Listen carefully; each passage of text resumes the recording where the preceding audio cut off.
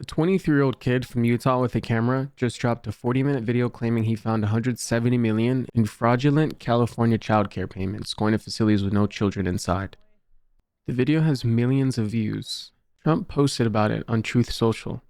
The White House press secretary called him a great independent journalist on Fox News. And the actual investigators who looked into his last video, the one that got 138 million views and helped trigger a 10 billion federal funding freeze, found no evidence of the fraud he claimed to have uncovered. Both of those things are true simultaneously, and the tension between them is the entire story. So let's go through all of it, because this one is one of those situations where the surface level narrative and the actual documented reality are so far apart that you genuinely need to look at both to understand what's happening. Nick Shirley is a 23-year-old YouTuber from Utah who started his career as a prankster and vlogger at age 16. In December 2025, he posted a 42-minute video alleging widespread fraud at Minnesota daycare centers. That video got 138 million views on X. Vice President Vance amplified it. The White House press secretary praised Shirley by name on Fox News. The Trump administration froze $10 billion in federal child care funds across 5 states. 2,000 federal agents were sent to Minnesota. ICE enforcement surged under an operation called Operation Metro Surge. That is an extraordinary amount of real-world consequence generated by one YouTube video from one 23-year-old. The kind of consequence that usually requires years of institutional journalism, multiple sources, legal review, and editorial oversight. Shirley bypassed all of that and went directly from camera to federal policy in about 2 weeks. And then the investigators went to check. As of December 2025, state officials found no evidence of fraud at the sites Shirley visited. On January 30th, 2026, state officials said they had no public information to share regarding the investigations. In February, daycares featured in his video sued the Minnesota Department of Children, Youth, and Families, alleging the agency withheld funds and conducted investigations without evidence. Most of the places Shirley visited were found to have been operating normally by reporters and investigators who followed up. So the video that triggered a 10 billion funding freeze, an immigration crackdown, and a surge of federal agents into a state, the specific fraud claims in that video were not confirmed by anyone who actually investigated them. Policy response was real. The underlying evidence was not verified. Now he's in California claiming 170 million in fraud at childcare facilities with no children present. And the footage he has is genuinely interesting. He visited over a dozen state subsidized childcare centers using public records to calculate the payments going to facilities. When he showed up at these locations, operators shut doors or called police during his inquiries. In one video that got 1.3 million views, he shows up at a daycare that states records say has 14 children enrolled and asks where the children are. The woman inside says, "This is my daycare," and refuses to answer. Shirley says, "Then where are the children?" And she shuts the door.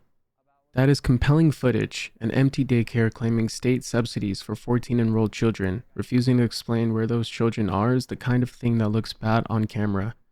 And it might be bad. It's possible some of these facilities are genuinely fraudulent. The question is whether the methodology being used here can actually confirm that. As the YMCA of San Diego's Child Care Operations Director explained, there are many legitimate reasons why children may not be present at any given moment. Drop-off and pickup times, field trips, illness outbreaks, part-time enrollment schedules. A reporter who turns up at a daycare at 2 p.m. on a Tuesday and finds no children is not necessarily at a ghost daycare. They might just be early. That's a meaningful distinction that a camera crew looking for maximum impact footage is not particularly incentivized to make. Voice of San Diego reviewed the methodology being used to identify ghost daycares and found that the bar for declaring a facility fraudulent was whether a state inspector had ever visited and found no children present. One documented instance of no children at the time of inspection was enough to label it as a ghost center, which is not how fraud investigations work. The pattern here is also worth understanding because it's not accidental. A professor at the University of Washington, who studies online rumor spread, described the dynamic like this. Online content that purports to show evidence of a problem can be harnessed by policymakers to justify policy changes they already wanted to pursue. Content creator and the administration have a symbiotic relationship. One provides the footage, the other provides the policy response. The footage doesn't need to be verified, it just needs to go viral. That's the part that should make everyone uncomfortable regardless of their politics.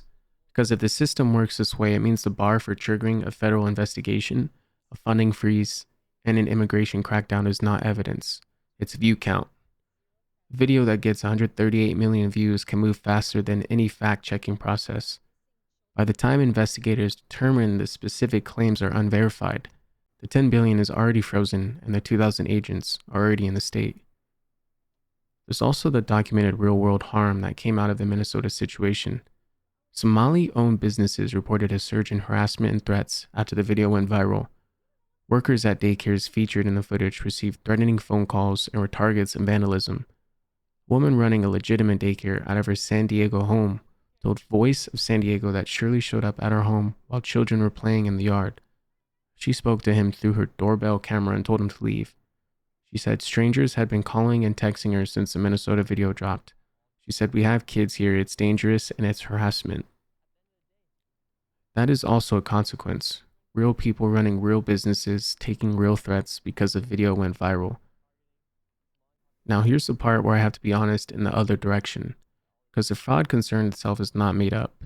In the wake of the pandemic, federal prosecutors did uncover a series of actual schemes where scammers took more than $1 billion from funds meant to support needy families.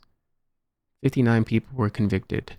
Serious deficiencies in the oversight of childcare programs were documented in multiple state audits for years before Shirley's video existed. The problem is real. The oversight failures are real. The question is whether Shirley's methodology is actually identifying fraud or just identifying daycares that happen to be empty when the camera showed up. California's Medi-Cal program has more than doubled since 2022 from $108 billion to a proposed $222 billion in 2026, while the population has not grown exponentially. California was one of the 5 states where the Trump administration froze federal childcare funds on January 6, 2026, citing serious concerns about widespread fraud totaling over $10 billion. There is clearly something worth investigating in California's social services spending. The money is real. The oversight gaps are documented. What Shirley also did in between the Minnesota video and the California video is worth knowing. He endorsed an antisemitic documentary called New Jersey's Jewish Invasion, published by a right-wing YouTuber named Tyler Oliveira.